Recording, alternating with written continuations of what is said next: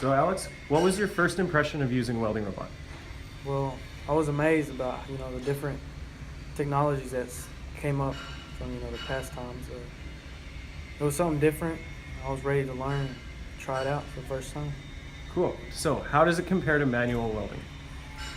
We use all the same techniques, and you use your past knowledge to kind of operate it. I'm guessing. That's about it. Cool. So do you prefer welding with the SWR or manually?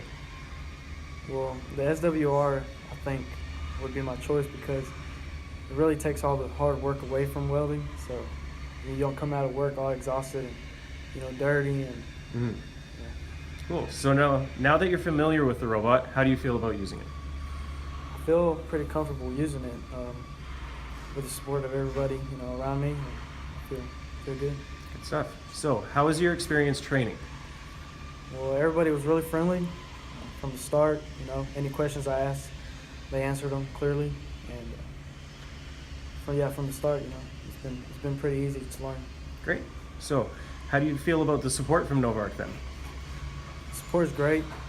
A lot of help throughout from the start. They've been there for everything. Perfect. So any other feedback or comments? I think that'll be it. Perfect. Thanks.